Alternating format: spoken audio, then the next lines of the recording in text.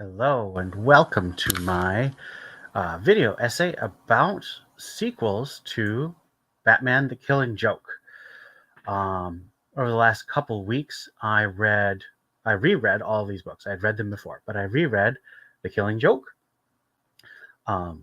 Oracle Year 1, collected in the Batman Chronicles number 5, Three Jokers by Jeff Johns and Jason Fabok, The Joker by James Tynion IV with Guillaume March and a bunch of other artists. I guess it's mostly Guillaume March and Giuseppe Camuncoli. And then One Bad Day, the 9 one-shots by various writers and artists over the last year and a half. Well, it was about a year because it was 9 issues and about one a month. So a little under a year. I did this because I am rather notoriously a hater of The Killing Joke, but I have collected most of these sequels to The Killing Joke. I think because, like a lot of what you might call transformative work or fan fiction, each of these stories is not just a story in and of itself, but it's a commentary on The Killing Joke and the character of the Joker and the character of Batman. And I find that analysis and commentary more interesting than The Killing Joke itself. So I'm going to work my way through each of these titles, asking the following questions. How does this connect to The Killing Joke? How is it a sequel? What did I like? What didn't I like? What is the lasting meaning of this story? And a bit of trivia about the issues, if I have any. So, starting with The Killing Joke. The Killing Joke, I reread on DC Universe. I refuse to own that book. As far as I know, there is no reprint or anything that I would actually ever want to have in my collection. I think it is a book. And let's go through it. Why don't I want to own it? Because I believe that The Killing Joke shows a Batman who is more emotionally connected and has more in common with the Joker, who is shown to be a murderer, a torturer, someone who takes advantage, both physically and sexually, of vulnerable victims that he has hurt. Hold on, I'm going to close my door.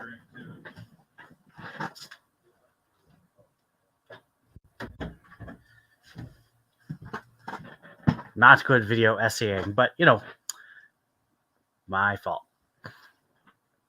The Joker is shown in The Killing Joke. So this isn't just from outside of The Killing Joke. It's not me saying, oh, he did all this bad stuff and I hate him and therefore The Killing Joke is bad, even though Joker is not as bad. Because you could make that argument about something like the White Knight universe, where Joker doesn't actually kill very many people at all. He's much more like Joker from the animated series, where he plays jokes and pranks, and he has a sense of humor, and it's mostly about the fun and the fight. It's not about hurting people and killing people. But the Joker in The Killing Joke is about hurting and killing people. He deliberately wants to corrupt others to see the world in his morally absurd and nihilistic worldview. And Batman is shown, in my opinion, to have more in common with the Joker than with James and Barbara. James and Barbara are heroic. They work hard. They are decent. They're kind. And Batman spends more time pleading emotionally, being open with the Joker, being honest and sympathizing and laughing with the Joker than he does showing sympathy or kindness or any kind of real connection with James and Barbara. The Killing Joke, I believe, is saying that a person who embraces a masked vigilante or dark knight persona is more cut off from society than a hero, someone who acts heroically to save others. And even though and the thing is, Batman doesn't save anyone. Not really. You can argue maybe he saves Jim Gordon, but Joker never wanted to kill Jim Gordon. Joker wanted to drive Jim Gordon mad, and Jim Gordon survives himself. He is the one who makes the choice not to go crazy, not to embrace evil. There's no real connection between Batman and Jim's decision. There's no real connection between Barbara and Batman at all. To get the elephant out of the room, I'm not going to talk about the movie. I haven't seen the movie. I've seen, of course, the infamous clip of Batman and Batgirl about to make love on the rooftop, and it's terrible. I've also seen the ending where they have Barbara becoming Oracle, but the first story on our list will show why I think that is an extremely weak attempt to redeem what they did to Barbara's character in that film. But I'm not about analyzing that. This is only about comic sequels to The Killing Joke.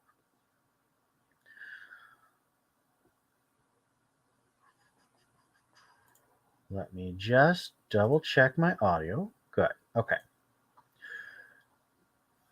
So that's why I dislike and even despise The Killing Joke. It's why I think that even though it is a well-written piece of comic book and it's a very well-drawn comic, there's tons of striking visual images that stick with you. I think it is saying something that is both wrong and unhelpful and destructive, and it breaks Batman's story because you are supposed to want Batman to not kill because you don't want Batman to become a murderer. You don't want him to become a killer. You don't want him to become a dark character who doesn't inspire you to try to become better. Batman is supposed to be about someone who faces tragedy and becomes better and fights the worst versions of himself.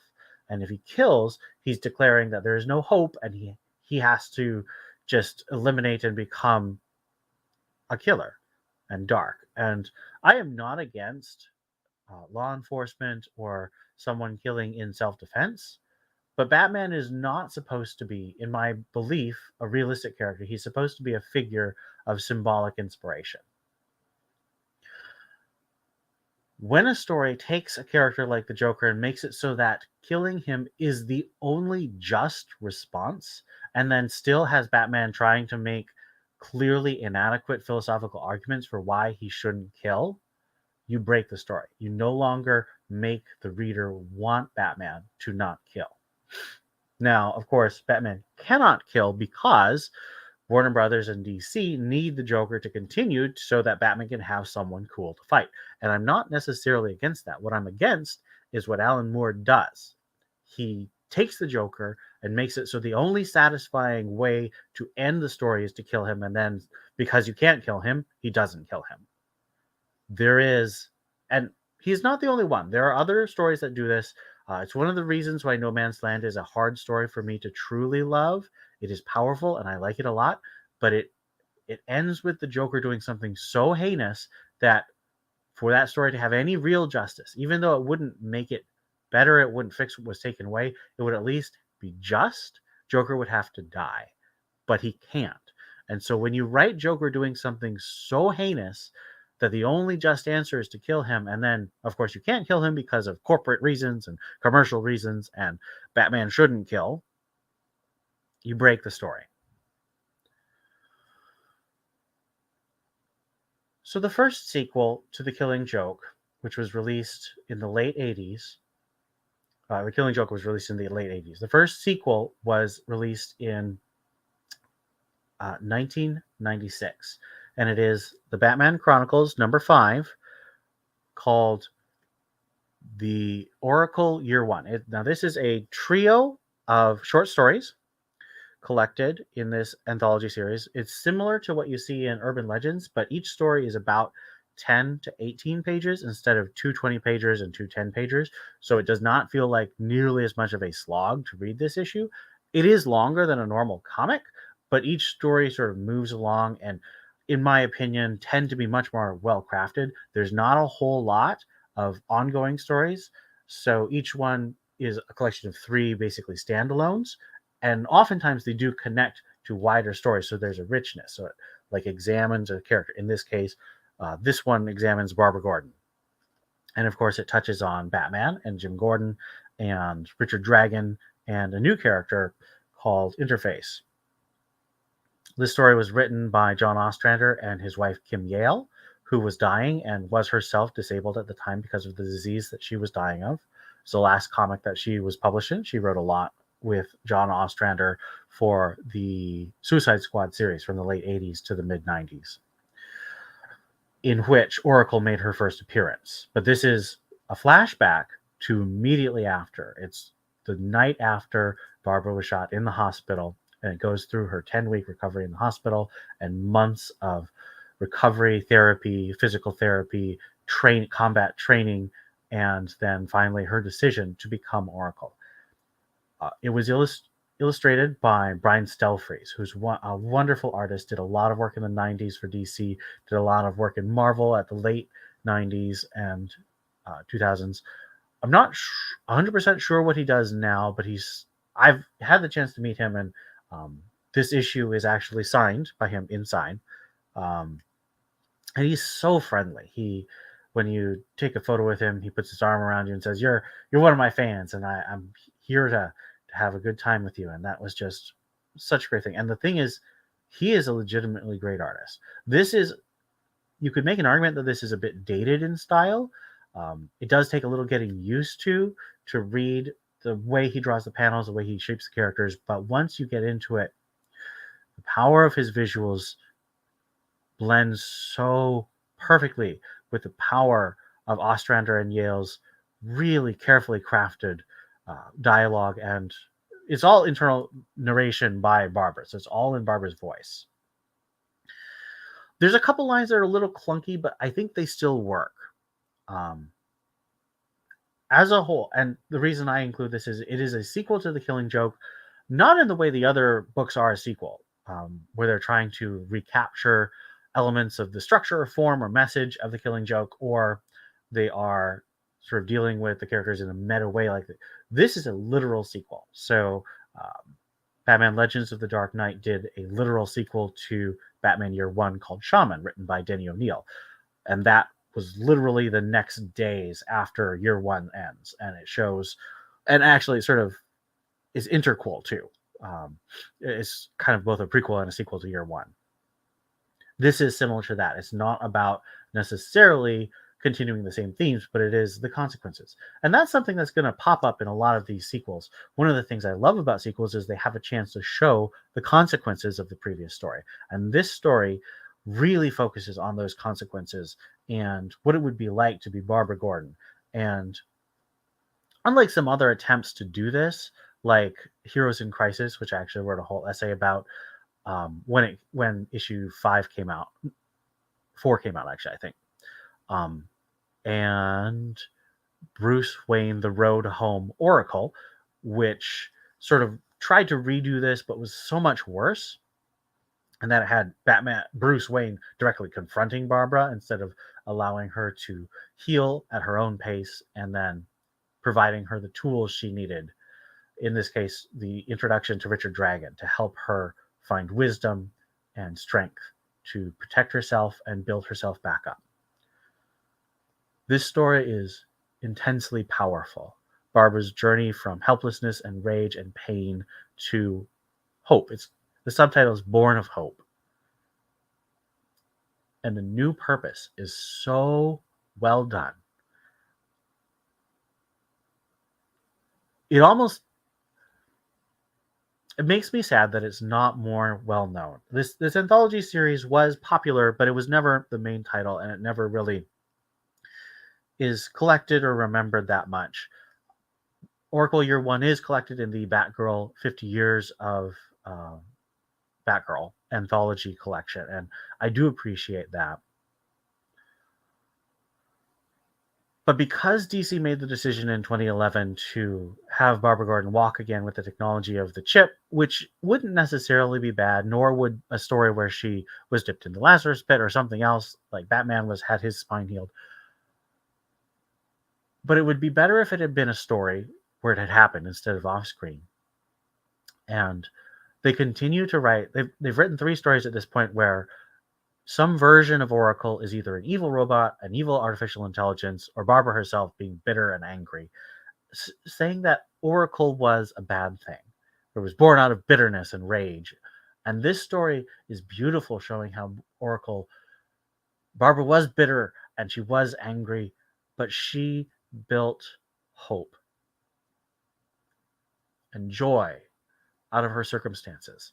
And this story deserves to be remembered as one of the great comic book stories of all time, both art and words.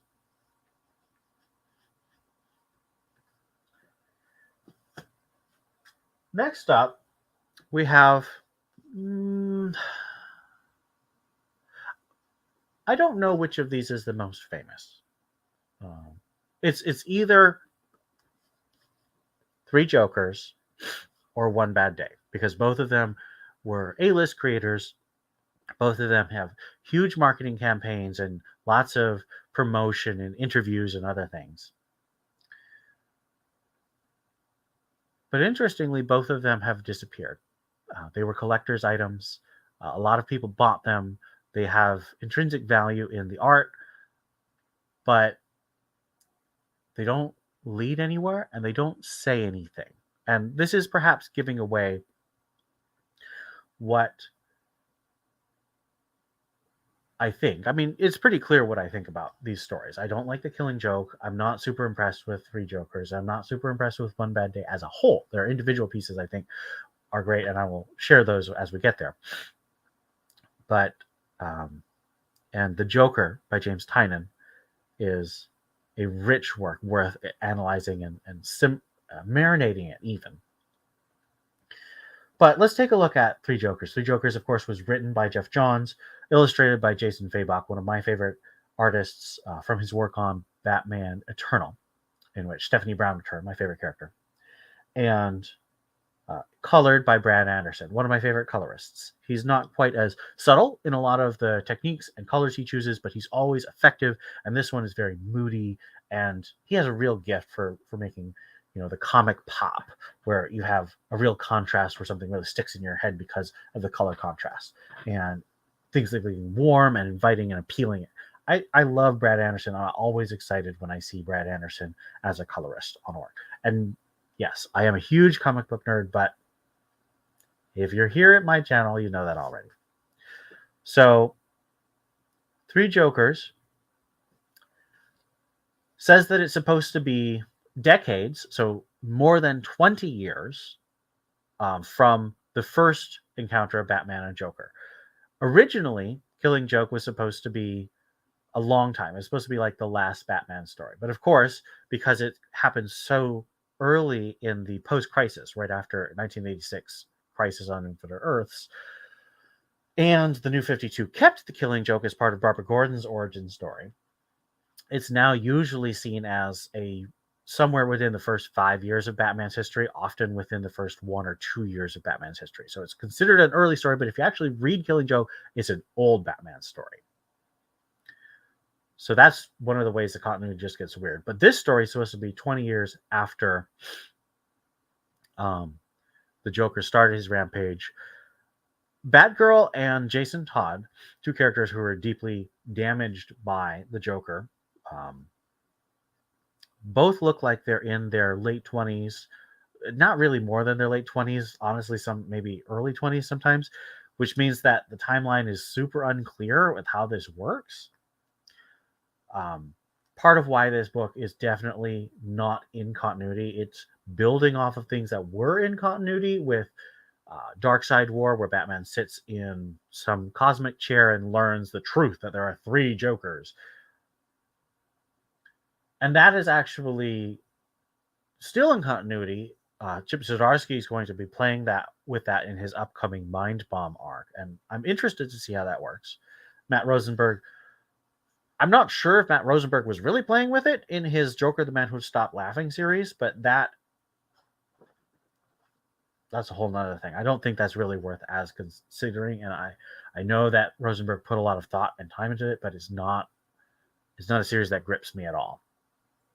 But I'm not talking about Joker Man Who Stopped Laughing. I'm talking about Three Jokers. So I chose to buy the hero cover. So each issue had something like 4 variant covers, a main cover and 4 variant covers. Each variant cover was usually a Joker, but there was also the Batman, the Batgirl, and the Red Hood covers. And I care about these books because I like the heroes. So I bought the variants for the heroes. And there is, I believe, an edition of these books where you can buy with the heroes on it, not the Jokers. But my guess is that the Jokers are more popular because there were more Jokers. And it's called Three Jokers. When I reread this for this project, I was a bit surprised at it was better than I remember. I remember just being very meh on it, and it was better than I remember. Part of that is I still really like Jason Fabok's art. He does a good job of imitating Brian Boland's structures and general designs, but it's still very Jason Fabok, and he has a very strong style that I enjoy. It's definitely in the school of Jim Lee, but it's his own style. He looks like his own artist. Very carefully rendered, very muscular, very strong, good emotions, good acting. I Jason Fabok is one of my favorites, and I'm really bummed that he's going to whatever Jeff Johns' new company's called and never going to work with DC again. But at least we got Batman Eternal from him and Three Jokers, which I own for his art, really. But Jeff Johns has tried to respond to / continue Alan Moore's work twice now. First with Doomsday Clock and Gary Frank continuing Watchmen into the main DC universe, and then with Three Jokers and Killing Joke.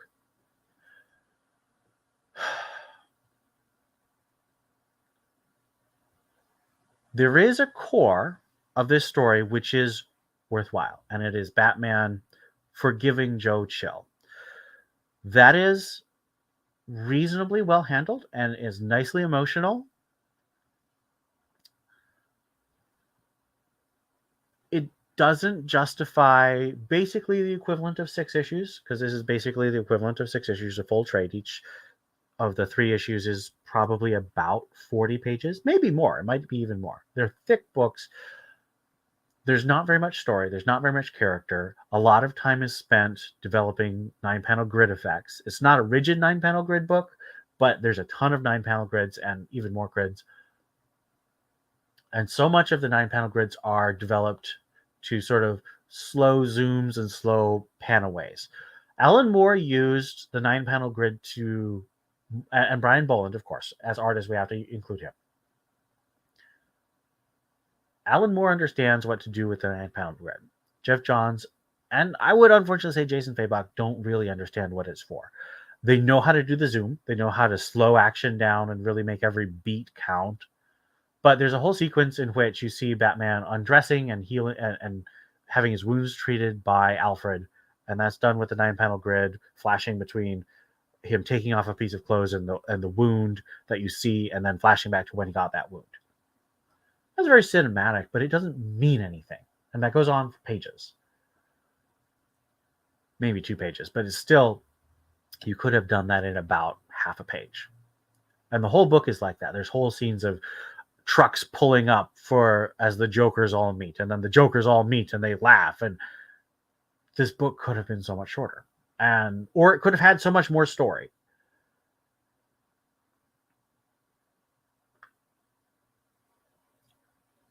In the end, Three Jokers is fun, but forgettable. It's not bad, but it has a lot of weaknesses, and it doesn't justify the hype, and it's not an all-time classic. I'm glad to have it in my collection, because I do love Jason Fabok. But it's one of the weaker sequels to The Killing Joke. And since it's out of continuity, it really doesn't matter, except for the fact that some writers are taking some of the ideas. So all the weird things like Barbara revealing her identity as Batgirl to Commissioner Gordon and Jason falling in love with Barbara, none of those are referenced anywhere else. It's all out of continuity. The only thing that's really going on could be from the Justice League Darkseid War stuff. Some fun things about this series before I move on. This was prestige, so there's a lot of raised things. So like the title is in it's raised, what is that called? Embossed. It's embossed. And that's really fun. They spend money on that because you have to have a different color material, you have to have a press, like a stamp for each cover. They also came with these playing cards, which have 3 jokers on it, and you flip it, you've got the Joker on top, and then you have one of the heroes. So the first one, of course, had Batman because it's got the Batman cover. The second one has Batgirl and the Joker. And the third one, of course, has Red Hood. And one of the 3 Jokers, the comedian, the criminal, and the clown.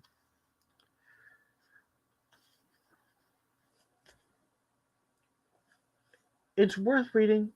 If you bought it as it came out, it's fun. I definitely wouldn't upcharge or pay up for some kind of special complete set. I wouldn't buy a deluxe edition.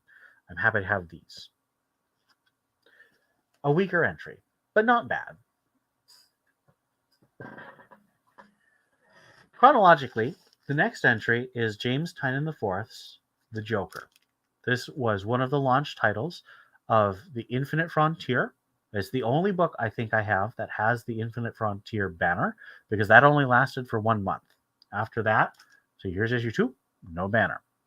That was an odd time. They wanted Infinite Frontier to be sort of like Rebirth, but Rebirth lasted for 2 years. The New 52 had its logo for 4 years. Infinite Frontier had it for 1 month, and the continuity itself lasted for 1.5 years, and then was replaced by Dawn of DC, which is having extensive branding and seems to be doing much better.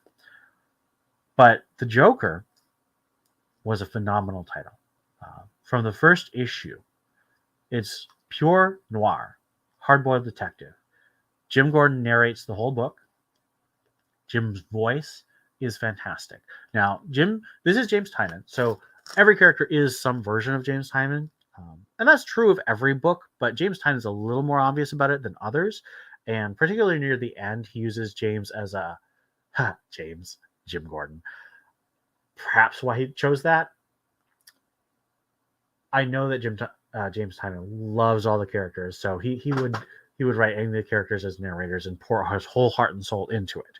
But he chose James Gordon, and he did a brilliant job at showing a man who'd worked in an industry for a long time. For Jim, it's being a policeman. For James Tynion, it was working at DC. And this was just as James Tynion was leaving DC. And you could really see reflections on a massive change in career and ending. The artist for most of the first half of the series was Guillaume March. I have this beautiful incentive variant by, I forget his name. But he does a lot of stuff with Philip Kennedy Johnson these days. But it's Jim Gordon, and I love Jim.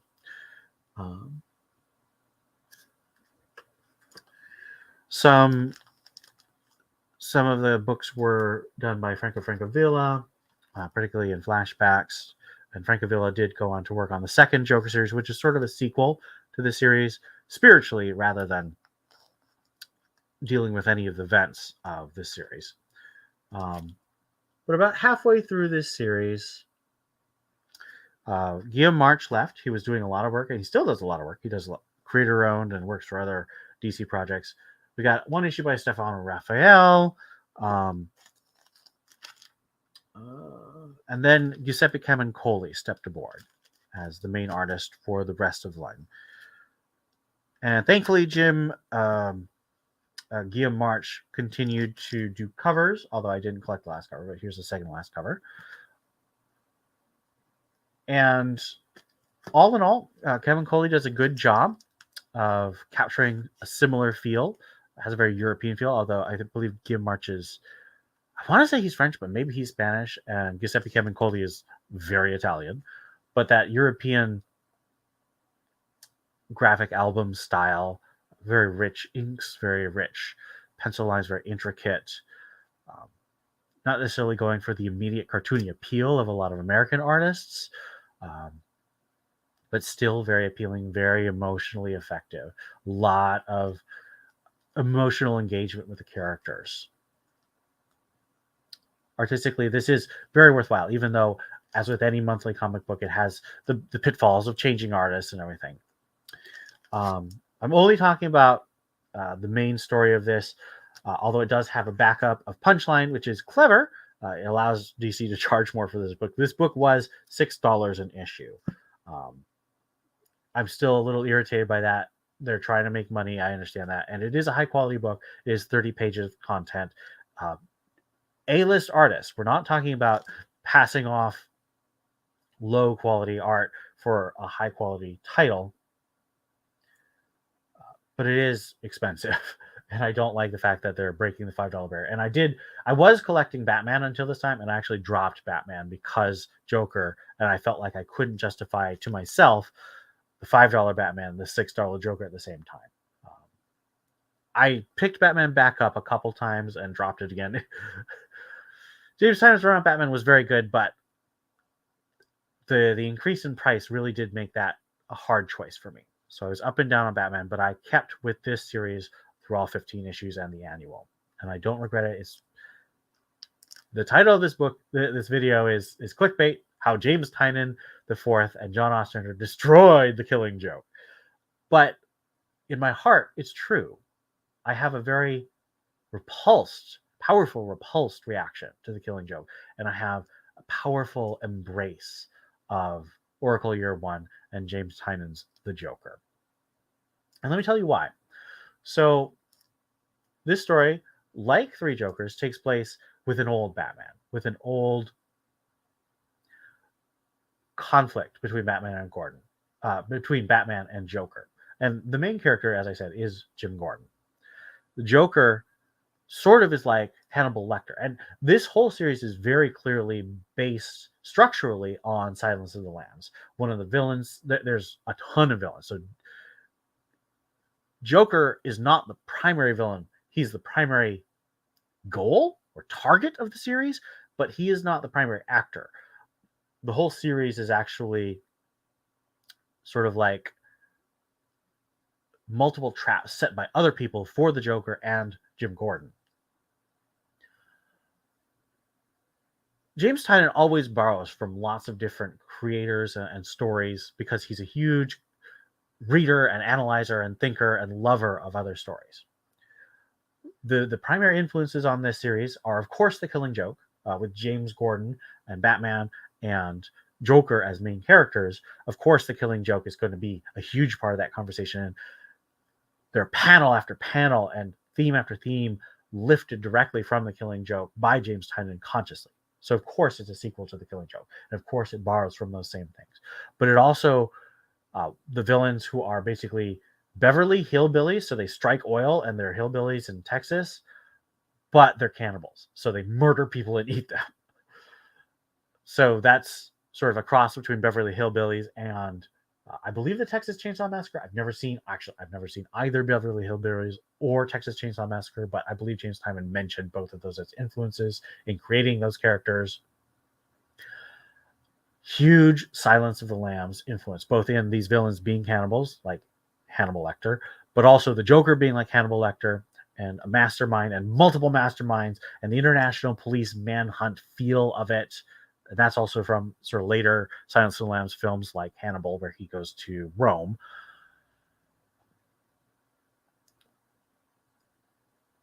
And the resolution of this series is very much, it's almost lifted straight out of Silence of the Lambs, in that Jim Gordon starts the series unable to sleep because he hears the Joker laughing, which is like Clarice hearing the lambs screaming.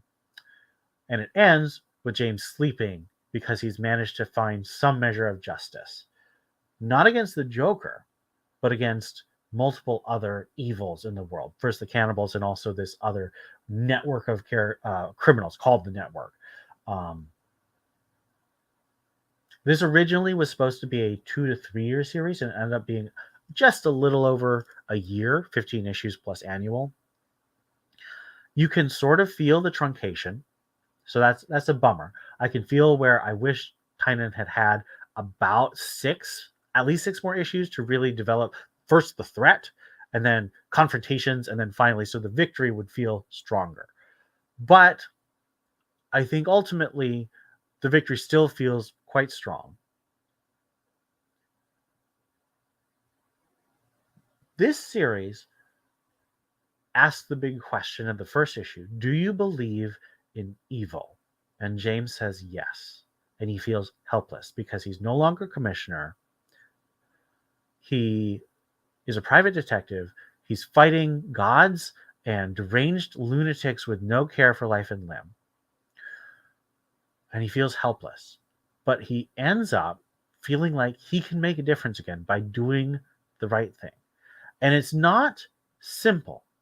James Tynion really develops the hard choices one has to make, but he doesn't justify pragmatism or ends justify the means. There's a certain amount of things that you do have to let slide. You have to accept to continue living and keep fighting, but you can keep fighting for another day. It's not defeat. It's not acceptance of the Joker. And it explicitly says that James Gordon managed to do the right thing in The Killing Joke, but as the years have gone by, that confidence in doing the right thing has eroded. He no longer thinks of himself as good, but he does still fight evil. And his love for his daughter and his love for Batman and his concern for his soul. It's not a spiritual series. There's no explicit religion, but there is the spiritual battle of good and evil, and it's well done. One other bit of structural piece that James Tynion was definitely borrowing from is at the end of the series, it's revealed that the attack everyone blames on the Joker was actually Bane. And this is sort of like Bane running a Nightfall on Joker. He has Joker face the Court of Owls and the Network and the junta who took over Santa Prisca after and created Bane himself and creates a character called Vengeance, who is the daughter of Bane, a female clone of Bane, addicted to venom and brainwashed into wanting to kill 4 the military generals, and the cannibal family. So Joker has to go through the same kind of gauntlet that Batman has to go through in Nightfall. And so I loved how James Tynion wove Nightfall into this Joker series as well. He's just so good at doing these kinds of callbacks, but have meaning, and they're meaningfully structured instead of just being, oh, I remember that. But it's actually, oh, that's how this is built. That's how it builds to a satisfying conclusion. And that's really good. The fact that James Tynion was leaving does kind of give this a melancholy feel because it doesn't go anywhere for the characters. Ram V and Cy Spurrier picked up Jim Gordon and completely ignored everything. They said, oh, yes, I just came back, but he's a drunk and not really doing anything, instead of having the triumphant, I sleep well and I can fight the good fight now. So it's ignored. And Batman, of course, went on to have first Josh Williamson and now Chip Zdarsky, and has his own story. And those stories are varying quality, but I really enjoy what Chip Zdarsky is doing. But it ignores, for the most part, what James Tynion is doing in this series and in his own Batman series. And that's always how it is. Every new writer has their own vision, and they may reference past events, but they have what they want to do, what they want to say with Batman. And sometimes stories are so powerful, like No Man's Land or Nightfall or Batman Incorporated, that they resonate. And to some extent, Court of Owls. But and also, honestly, Batman the Wedding by Tom King has resonated in that a lot of people didn't like it. I personally really liked it, but a lot of people didn't like it, and they still write all these stories about how it was bad. So these stories do resonate. This story, unfortunately, won't resonate. As far as I can tell, no one's really paying attention to it. It did lead to a sequel series, but that sequel series is completely disconnected. It has nothing to do with the Cannibal Family, the Court of Owls, the Network, or Bane. It's just Joker fighting Red Hood, which is fine, but it is not really a sequel. And it doesn't really deal with the same questions of good and evil and what people who are caught in the titanic battle of opposites, as you see in something like Hamlet versus Claudius in the play Hamlet, or Batman versus Joker in these series. Jim Gordon is a titanic, heroic figure, but he is explicitly a powerless dude who fights these lunatics and evil gods and demons. This series is so rich. It's so well crafted, even with an ending that is satisfying but ignored. So it feels it was supposed to be in continuity, but now no one's referencing it. So that's what I mean by ignoring. Hopefully someone will pick up on it. Hopefully someone will do something with these characters. But in the meantime, it's well worth reading in 3 trade paperbacks. And I think it's up there. It's tied with the great Oracle Year One as a superior sequel, dealing with the same events as The Killing Joke, drawing from the same images as The Killing Joke, but coming up with a much superior and more satisfying and more constructive and more helpful conclusion. Lastly, we have the 9 one-shots of One Bad Day. So I only bought 2 of these. I bought Bane and Two-Face, and I bought the Jim Lee variant covers. They got a lot of variant covers. Jim Lee did a cover for each one, which is pretty impressive and usually means an A-list series. Each had a different writer and a different villain, and it was basically trying to be a Killing Joke story for every villain. None of them are really in continuity, although I'm going to talk about one caveat about that. And each of them is trying to do something with the Killing Joke, and they were sold as a huge cash grab by DC with a new version of the Killing Joke with the same kind of trade dress in the One Bad Day box set. The first one to be released was The Riddler, written by Tom King, illustrated by Mitch Gerrits. Tom King basically did the Killing Joke with the Riddler. He turned Riddler into a psychotic murderer, did a bunch of tragic backstory, and ends with Batman and Riddler coming to a violent conclusion over a riddle. I don't like Mitch Gerrits' art. I don't think Mitch Gerrits really does anything interesting with the 9-panel grid. I don't find him appealing as an artist. I do think that King has one scene where Batman comforts one of the Riddler's victims for this, because Riddler killed a character, a side character, like a security guard, just to hurt Batman, just to prove that he is better than Batman. Had nothing to do with that character. Riddler didn't get anything out of it from that person. It could have killed someone else. And Batman, Bruce Wayne, empathizing with that one because his parents died, is the Tom King Batman that I love most. I do really love a Bruce Wayne who loves the people of Gotham and expresses sympathy with them. And so in that way, I do find it has a better handle on Batman than Killing Joke. But ultimately, it is too much of a pastiche. It's too much of an imitation. And it doesn't say anything that interesting about the Riddler. I will say it avoids the problem of Riddler stories that I hate, which is that Batman just copies what Riddler's doing or does what Riddler instructs him to do the whole time. But it's derivative in a way that doesn't add anything. It's just, here's what if the Killing Joke, but it's Joker. And he tries to say, and the Riddler inspired Joker to do the Killing Joke. What if you kidnapped Jim Gordon? It's dumb. But I understand what he's doing. There's a lot of thought put into it. It fell totally flat for me.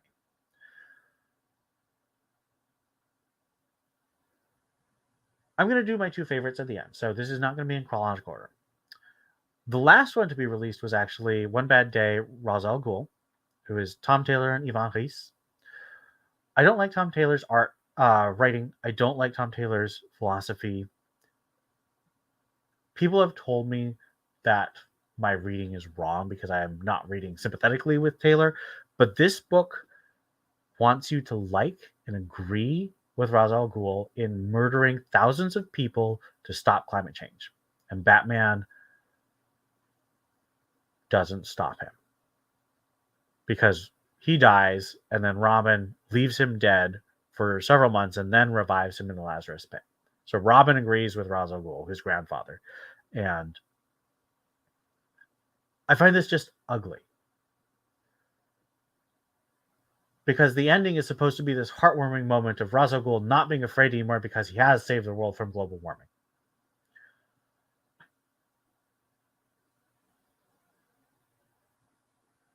That is unacceptable. I think it's just as evil as The Killing Joke, where Batman has more in common with the Joker than with the Gordons. G. Willow Wilson and Jamie McKelvey did a very fun One Bad Day Catwoman. This one seems to have the least to do with One Bad Day as a concept. It has some connections in that Catwoman has a past, so it goes into her origins with her sister, and it's all in one day, but it doesn't really seem to do much with the themes. And that's understandable. Catwoman is not the kind of character that the Joker naturally connects with. Now, Tom King did a good job of showing Catwoman having a connection with the Joker in his Batman Catwoman series. I do recommend that series and really enjoyed it, but that's not this Catwoman. I will say this Catwoman story was much better than the Teeny Howard run that was going on at the same time, and it's unfortunate it's still going on at the time of recording. But it's an odd duck. It is a prestige Catwoman story, but doesn't really have anything to do with that. Mr. Freeze was done by Jerry Duncan, currently writing X-Men and Iron Man, illustrated by Matteo Scalera. I love Matteo Scalera's art. This is a gorgeous illustrated book, but Jerry Duggan just turns Mr. Freeze into another misogynist who wanted to just control his wife and was jealous of his wife. And so the heartwarming care he has for his wife is turned into just controlling, and that's why he freezes people. And Mr. Freeze is not a hero, but trying to make that relationship a feminist commentary feels cheap and lazy. Other people may like it. Other people may find that much more powerful. That may fit their experience better. It felt preachy and obnoxious to me, even despite the gorgeous art. I don't really see the connections as much to Killing Joke here. This is explicitly set in the time, I believe, when Dick was Robin, so it's in the past. So it could be in continuity, but it does change Mr. Freeze's origins, which have changed multiple times, multiple ways in the last 20 years. So who knows if this is in continuity or not. One Bad Day, the Penguin was written by John Ridley, art by... I don't actually remember. Let's see. Giuseppe Camuncoli, who also did a lot of work for James Tynion's Joker series. This takes the idea of one good day. So it kind of flips it on its head, but that's legitimate as a take on the concept of One Bad Day. Penguin has been kicked out of Gotham, and he starts with one gun, one bullet, and he goes from there to back to being a criminal kingpin in one day, finding allies, threatening with his gun, getting better gun, getting better allies. And it's clever. It's basically the same thing that Tom King is doing, but in one double-sized issue instead of an ongoing series. That's probably going to be about 12 to maybe 20 issues in the currently ongoing The Penguin series. Nicely illustrated. Batman's super high-tech, but the thing about this one is I think John Ridley hates Batman. I think John Ridley thinks Batman is a stupid concept. He doesn't think it's cool. So this whole story is about how Batman is only effective because Penguin is actually the one controlling crime. And if Penguin let crime go, then Batman would be completely useless. That's very good in terms of connecting to Batman has more in common with criminals and is a failure and pointless in terms of saving people, like The Killing Joke. But like the Ra's al Ghul story, where you're supposed to sympathize with someone who murders thousands of people, I think it's evil. So no, I do not like this one. But it is clever, and I appreciate what it's trying to do with the One Bad Day concept.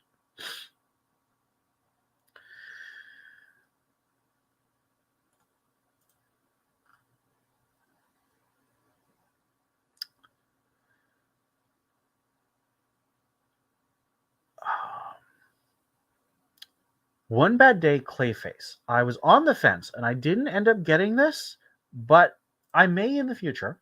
It's written by Jackson Lanzig and Colin Kelly, and the art's by Zermanico, who's currently doing fantastic work on Green Lantern with Jeremy Adams. It's a Hollywood story. Batman goes to Hollywood, and it's actually from Basil's perspective, so it's really a Clayface story.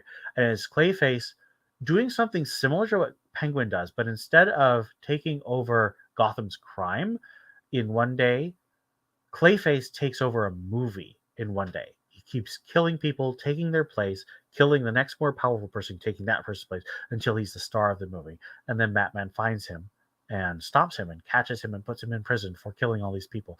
And Clayface thinks he's the victim, similar to what Joker thinks of himself as a victim in the Killing Joke's backstory, even though that might be multiple choice. It might not really be the Joker, even though Three Jokers says that's really the Joker. This story is so clever. Zermanico's art is so strong. That's why I almost got it. I didn't quite get it because it didn't quite move me enough, but it's really well done. And it has a really good capturing of the sad but still murderous. Like, he's still a villain. This is how I look at the Ra's al Ghul, and I'm like, you didn't have to make us try to sympathize with freaking Ra's al Ghul murdering 3,000 people or 2,000 people. You could have been like, I feel sympathy for his goals, but not triumphant that he wins. Clayface, really good stuff. Colin Kelly, Jackson Lansing, really enjoyable. They haven't quite pushed themselves onto my I love them creator list, but their New Outsiders run might do so. I am very excited about that coming out. Now we come to the two books that I bought. We're going to go with Bane, One Bad Day. First, written by Josh Williamson, illustrated by Howard Porter, who I really don't like most of the time, but this is one of the few times that I actually really enjoyed Howard Porter's art. He does some amazing paneling stuff. Like, he goes from big panels all the way down to these tiny, tiny panels to show action. So this is a page in question. It goes from 4 panels on the top and then 3 narrow panels, and then it just goes these tiny panels, and then it goes out. So it's like a chiasm, which is a literary structure, sort of like a mountaintop or a carrot, goes out and in a symmetrical, mirrored fashion. And it's beautiful. It's so intricate. I love it. This is another flipping, but it's a flipping morally too of the One Bad Day. So it's the idea that just as a normal person can undergo one bad day and turn into a psychotic nihilist who murders and tortures, someone who spent his whole time, who's had one bad life, like Bane was born in prison. He was tortured daily. He spent 10 years in a cell where he nearly drowned every day because it filled with water, and he had to cling to the top and fought off fishes and crustaceans who were trying to eat him every day for 10 years as a boy. As a boy, not a man, for something he didn't do. His mother died in prison. His father was literally a snake, king snake. And he's always thought of himself as a victim for that. And he was a victim. But that victimhood didn't justify him hurting and killing people. And like the Clayface story, this manages to maintain moral perspective. But unlike the Clayface story, this is the story of Bane's redemption. He and Batman and his new sidekick go on a pursuit of the creator of Venom. And there's deep cuts to the Venom story in Legends of the Dark Knight. And he destroys all of Venom, and he's free of the addiction. Now, is it silly? Bane fixes his back just like Batman fixes his back in one day in I Am Suicide. Very silly. But it's powerful. It's emotional. It's nicely done. Howard Porter gets the emotions across and the action and the hard-hittingness. It's really beautiful. It's a really beautiful inversion of the concept, and I think that's clever. As much as I didn't enjoy 7 of the 9 of these stories, I did appreciate the variations on the theme. I love the theme and variation structure. But this is one of the best ones because it understands inversion and it does it right. Lastly, we have One Bad Day, Two-Face. This is written by Marika Tamaki, fresh off of her run on Detective Comics, illustrated by Javier Fernandez, who I really like from his work on Nightwing with Tim Seeley and Detective Comics with James Tynion back in Rebirth.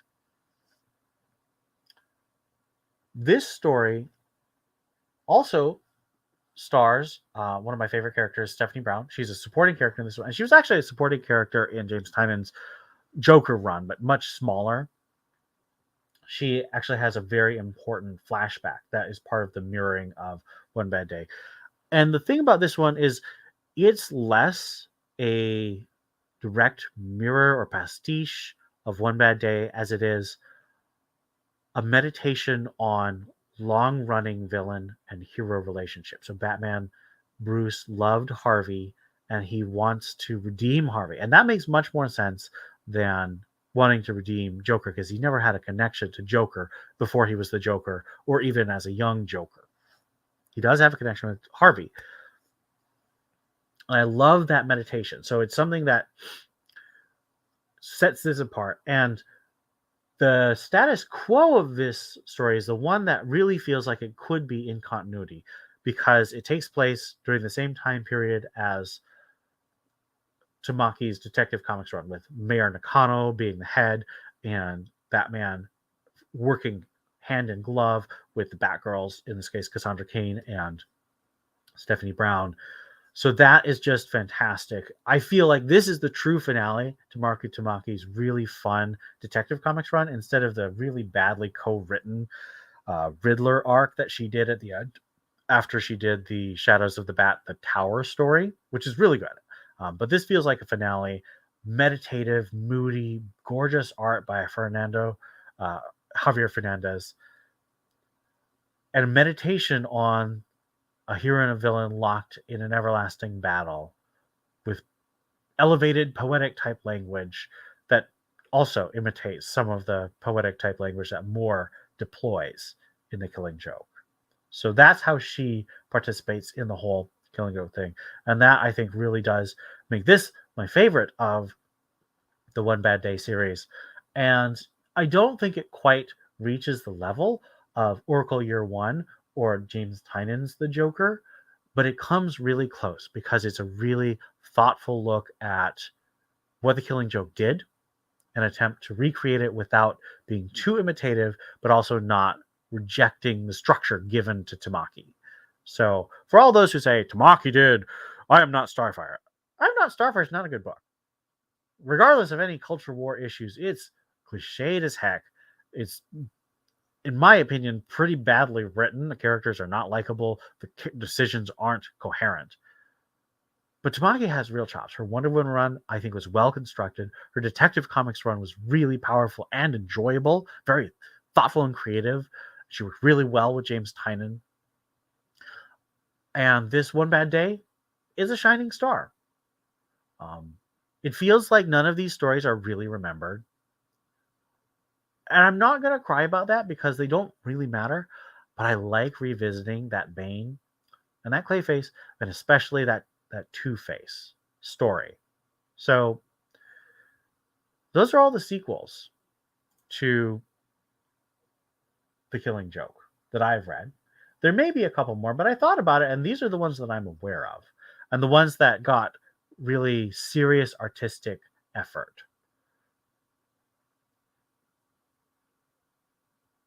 And I think they're all worth checking out. And The Killing Joke itself is worth checking out, even though I refuse to own it, and I do not recommend it. But it is worth reading. It's worth meditating on. And I appreciate that so many careful and thoughtful writers, and some less careful writers and artists, have done such strong work in appreciating what Killing Joke means for Batman and the characters around him. But, of course, James Tynion and John Ostrander destroyed The Killing Joke. So go ahead and read Oracle Year One and James Tynion's The Joker. I'm going to be at Twin Cities Comic Con this weekend, November 3rd through 5th. I actually will just be there the 3rd and 4th, Friday and Saturday. If you're there and see me, say hi. I think it's unlikely. I don't know if I have any Minnesotan viewers, but it would be great to see you. I'm looking forward to seeing some artists and writers. Until then, thanks for watching, and I'll see you next time.